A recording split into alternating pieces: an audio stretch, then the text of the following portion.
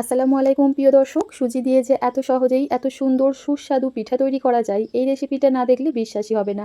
তুলোর মতো নরম তুলতুলে রসালো এই রসপুলি পিঠা বানানো যেমন সহজ, খেতেও হয় অনেক বেশি মজার। একবার বানিয়ে খাবার পর দেখবে বারবার বানাতে ইচ্ছা করবে। আর যাকে বানিয়ে খাওয়াবে সে তো তোমার প্রশংসা না করে থাকতেই পারবে না। তো চলো, একদম সহজ একটা পিঠা রেসিপি, আশা করছি তোমাদের অনেক ভালো লাগবে। শুরুতেই প্যানের মধ্যে নিয়ে নিলাম হাফ চা চামচ পরিমাণ ঘি। ঘি মেল্ট হয়ে গেলে দিয়ে দিচ্ছি চা খাবার কাপ মেপে 1 কাপ পরিমাণ সুজি। আর এখানে অবশ্যই যে কোনো বাটি অথবা কাপে সুজিটা একটু মেপে নেবে, তাহলে দেখবে রেসিপিটা বানিয়ে নিতে সুবিধা হবে। এবার চুলার ফ্লেম একেবারে লোয়ে রেখে একটা স্প্যাচুলা দিয়ে অনবরত নাড়াচাড়া করে সুজিটা খুব ভালোভাবে ভেজে নিব, যতক্ষণ না সুজির কাঁচা গন্ধটা চলে যাচ্ছে। আমি এখানে সুজিটাকে প্রায় 4 থেকে 5 মিনিট সময় নিয়ে খুব ভালোভাবে ভেজে নিয়েছি। এইভাবে একটু সুজি ভেজে নিলে পিঠাটা খেতে অনেক বেশি ভালো লাগে, পিঠার মধ্যে সুজির কাঁচা গন্ধটা থাকে না। সুজি ভালোভাবে ভাজা হয়ে গেলে দিয়ে দিচ্ছি ওই কাপ মেপেই 2 কাপ পরিমাণ পানি। সেই সাথে এখানে দিয়ে দিচ্ছি স্বাদ মতো নুন আর 1 চা চামচ পরিমাণ গুঁড়া দুধ। তো পিঠার এই ডোটা তৈরি করার জন্য আমি পানি ব্যবহার করেছি, তোমরা চাইলে এখানে পানির পরিবর্তে দুধও ব্যবহার করতে পারবে, সেক্ষেত্রে পিঠাটা খেতে আরও অনেক বেশি ভালো লাগবে। তো মাপটা অবশ্যই ঠিকঠাক রাখবে, যতটা সুজি নেবে তার ডাবল লিকুইড উপকরণ ব্যবহার করবে, তাহলে দেখবে ডোটা একদম পারফেক্ট হবে।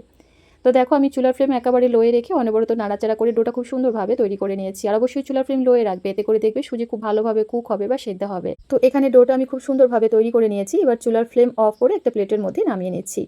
ডোটা যখন হালকা ঠান্ডা হবে, হাতের মধ্যে সহ্য করতে পারবে, সেই পর্যায়ে খুবই সামান্য পরিমাণ একটু ঘি হাতের মধ্যে লাগিয়ে ডোটাকে মেখে নিব। চাইলে তোমরা এখানে সাদা তেলও ব্যবহার করতে পারবে, এতে করে ডোটা দেখবে হাতের মধ্যে আর লেগে যাবে না, খুব সহজেই একদম স্মুথ মসৃণ একটা ডো বানিয়ে নিতে পারবে। তো আমি এখানে ডোটাকে প্রায় 2 মিনিট সময় নিয়ে খুব ভালোভাবে মেখে নিয়েছি। আর এই পিঠা তৈরি করার জন্য ডোটা কিন্তু খুব বেশি শক্তও হবে না, আবার অনেক বেশি নরমও না, ঠিক এইরকম মিডিয়াম সফট একটা ডো আমাদের তৈরি করতে হবে। ডো পারফেক্ট হলে দেখবে পিঠাগুলো বানিয়ে নিতে কোনো রকম অসুবিধা হবে না। এবার চলো পিঠার জন্য সবচেয়ে সহজ ও দারুণ মজার একটা পুর বানিয়ে নিই। প্রথমে মিক্সিং বোলের মধ্যে নিয়ে নিলাম 1/3 কাপ ডেসিকেটেড কোকোনাট বা নারকেলের গুঁড়া। সেই সাথে দিয়ে দিচ্ছি 1/4 কাপ গুঁড়া দুধ। মিষ্টির জন্য দিয়ে দিচ্ছি 1.5 চা চামচ পরিমাণ চিনি, তবে মিষ্টির পরিমাণ নিজেদের টেস্ট অনুযায়ী বাড়িয়ে কমিয়ে অ্যাডজাস্ট করে নিতে পারো। আর ফ্লেভারের জন্য দিয়ে দিলাম 1 চিমটে পরিমাণ এলাচের গুঁড়া। এবার এই পুর তৈরি করার জন্য 1 থেকে 2 চা চামচ পরিমাণ পানি ব্যবহার করছি, তবে তোমরা চাইলে অল্প একটু লিকুইড দুধ ব্যবহার করেও এই পুরটা মেখে নিতে পারবে। এই পুরটা বানানো খুবই সহজ, তবে টেস্ট কিন্তু দুর্দান্ত হয়। একঘেয়ে পুর খেতে ইচ্ছা না করলে এইভাবে একবার বানিয়ে দেখবে, কথা দিচ্ছি এই পুরের স্বাদ মুখে লেগে থাকবে। তবে হ্যাঁ, কেউ চাইলে এখানে নিজেদের পছন্দ মতো পুর তৈরি করেও এই পিঠাটা বানিয়ে নিতে পারো, কোনো সমস্যা নেই। তো দেখো, এখানে কিন্তু খুব সুন্দরভাবে পুরটা বানিয়ে নিয়েছি। এবার এটা একটা সাইডে রেখে দেবো। আর এদিকে যে ডোটা আমরা প্রথমে মেখে রেখেছিলাম, এখান থেকে এবার ছোট ছোট করে লেচি কেটে নিব। তো দেখো, আমি এখানে প্রায় 3টে লেচি কেটে নিয়েছি। এবার এখান থেকে একটা লেচি নিয়ে রুটি বেলে নিব। আর তার জন্য অবশ্যই লেচিটাকে হাত দিয়ে ঘষে এভাবে একটু গোল, স্মুথ আর মসৃণ করে নেবে, তাহলে দেখবে রুটির ধারগুলো ফেটে যাবে না। সামান্য একটু ময়দা ছিটিয়ে দিলাম, এতে করে রুটিটা বেলতে সুবিধা হবে। তবে এই রুটিটা খুব বেশি পাতলা করে বেলা যাবে না, একটু মোটা করেই রুটিটা বেলে নিতে হবে, তবে খুব যে বেশি মোটা তা না। দেখো, ঠিক এইভাবে রুটিটা বেলে নেবে। খুব বেশি পাতলা করে বেলা যাবে না, অনেক বেশি পাতলা করে বেললে পিঠাগুলো তেলে ভাজার সময় ফেটে যাবার একটা চান্স থাকে। আর এদিকে যে পুরটা আমরা বানিয়ে রেখেছিলাম, সেখান থেকে অল্প একটু পুর নিয়ে এইভাবে লম্বা করে রুটির উপরে রেখে দেবো। তারপর ঠিক এইভাবেই পিঠাগুলো আমাদের বানিয়ে নিতে হবে। আর এখানে দেখো, একটু লক্ষ্য করলেই বুঝতে পারবে আমি আঙুলের সাহায্যে খুব সুন্দরভাবে মুখটা দেখো চেপে চেপে সিল করে নিচ্ছি। তারপর একটা ছোট স্টিলের বাটির সাহায্যে এইভাবে কেটে নিব।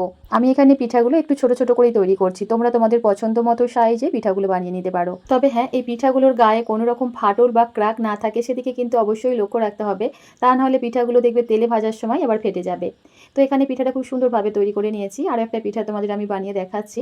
খুবই সহজ বন্ধুরা এই পিঠাগুলো তৈরি করা, এক দেখাতে যে কেউ বানিয়ে নিতে পারবে। তো দেখো, এখানে কিন্তু একটা রুটি বেলে তোমরা খুব সহজেই 4-5টার মতো পিঠা এক নিমেষেই বানিয়ে নিতে পারবে। আমাদের এই ব্যস্ততম জীবনে অনেক সময় দেখবে পিঠা খেতে ইচ্ছা করলেও বানানোর সময়টুকু হয়ে ওঠে না, তাই এত সহজেই এত সুন্দর আর সুস্বাদু পিঠা যদি তৈরি করা যায়, একবার কেন বারবার বানিয়ে খেতে ইচ্ছা করবে, তাই না? তো দেখো, আমি কিন্তু এখানে সেম প্রসেসে সমস্ত পিঠাগুলো খুব সুন্দরভাবে তৈরি করে নিয়েছি। এবার এই পিঠাগুলো ভেজে নেবার জন্য চলে যাচ্ছি চুলায়। এদিকে দেখো, একটা ফ্রাই প্যানের মধ্যে পর্যাপ্ত পরিমাণ তেল মিডিয়াম ফ্লেমে গরম করে নিয়েছি। তবে তেলটা একদম ধোঁয়া ওঠা গরম করা যাবে না, আবার একদম হালকা গরম তেলের মধ্যেও কিন্তু সুজির পিঠাগুলো ভাজা যাবে না, তাহলে দেখবে পিঠাগুলো তেলে ছাড়ার সাথে সাথে ফেটে যাবে বা ভেঙে যাবে। আবার এই তেলটা যদি অতিরিক্ত ধোঁয়া ওঠা গরম হয়, তাহলে দেখবে পিঠাগুলো তেলে ছাড়ার সাথে সাথেই কালার চলে আসবে, ভেতর থেকে কাঁচা থেকে যাবে। তাই সুজির পিঠা অথবা মিষ্টি যে কোনো কিছুই ভাজার জন্য অবশ্যই তেলটা ভালোভাবে মিডিয়াম ফ্লেমে গরম করে নিতে হবে। ঠিক আছে? তো দেখো, আমি কিন্তু পিঠাগুলোর একটা সাইড যখন হালকাভাবে ভাজা হয়ে গেছে, অপর সাইডটা উল্টে দিচ্ছি। এভাবে উল্টে পাল্টে পিঠাগুলো একদম লাল লাল হওয়া পর্যন্ত ভেজে নিব। আর এই পিঠাগুলো ভেজে নেবার সময় প্রথম থেকে থেকে শেষ পর্যন্ত চুলার ফ্লেম মিডিয়ামে রাখতে হবে। লো ফ্লেমে ভাজতে যাবে না, তাহলে পিঠাগুলো অনেক বেশি তেল শোক করবে বা ফেটে যাওয়ারও একটা চান্স থাকে। তো আমি এই পিঠাগুলোকে মিডিয়াম ফ্লেমে রেখে উল্টে পাল্টে খুব সুন্দর গোল্ডেন কালার আসা পর্যন্ত ভেজে নিয়েছি। এর থেকে বেশি আর লাল লাল করবো না। এবার এগুলোকে তেল ঝরিয়ে উঠিয়ে নিচ্ছি। আর এই পিঠা ভাজার জন্য অবশ্যই এই ছোটো ছোটো টিপসগুলো ফলো করবে, তাহলে দেখবে ইনশাল্লাহ একটাও পিঠা তোমাদের ফেটে যাবে না বা ভেঙে যাবে না। তো সেম প্রসেসে আমি সমস্ত পিঠাগুলোই খুব সুন্দরভাবে ভেজে তেল থেকে উঠিয়ে নিয়েছি। আচ্ছা, চাইলে তোমরা এই পিঠাগুলো এইভাবেও খেতে পারো, দারুণ লাগে, অনেক বেশি ক্রিস্পি আর মুচমুচে। দেখতেই পাচ্ছ পিঠাগুলো কিন্তু খুব সুন্দরভাবে কুক হয়েছে, কোনোভাবেই কিন্তু কাঁচা নেই। তবে আজকে যেহেতু আমি তোমাদের রসপুলি পিঠা বানিয়ে দেখাবো, তার জন্য দেখো আমি কিন্তু চিনির শিরা একটা তৈরি করে নিচ্ছি। প্যানের মধ্যে নিয়ে নিচ্ছি ওই কাপ মেপে 1.5 কাপ পরিমাণ চিনি। যে কাপ মেপে সুজি নিয়েছি ওই কাপ মেপে এখানে চিনিটা মেপে নিতে হবে, তাহলে শিরাটা একদম পারফেক্ট হবে। সেই সাথে দিয়ে দিলাম ওই কাপ মেপে 1.5 কাপ পরিমাণ পানি। যতটা চিনি নেবে ঠিক ততটা এখানে পানি ব্যবহার করতে হবে। আর সেই সাথে পিঠার মধ্যে সুন্দর একটা ফ্লেভারের জন্য দিয়ে দিলাম 2টো এলাচ। আর এই পিঠা তৈরি করার জন্য চিনির শিরাটা কিন্তু খুব বেশি ঘন হবে না, একদম পাতলা একটা চিনির শিরা আমাদের তৈরি করতে হবে। তাই চিনিটা ভালোভাবে মেল্ট হয়ে যাবার পর জাস্ট 1 মিনিটের মতো শিরাটাকে ফুটিয়ে নিয়েছি। এবার এই ফুটন্ত শিরার মধ্যে একে একে পিঠাগুলো দিয়ে দেবো। আর এই পিঠাগুলো কিন্তু চিনির শিরার মধ্যে খুব বেশি সময় নিয়ে ফোটানো যাবে না, তাহলে অনেক বেশি নরম হয়ে যাবে বা ভেঙে যাবার একটা চান্স থাকে। তাই পিঠাগুলো চিনির শিরায় দিবার সঙ্গে সঙ্গেই চুলার ফ্লেম অফ করে ঢাকা দিয়ে 15 থেকে 20 মিনিটের মতো রেখে দেবো।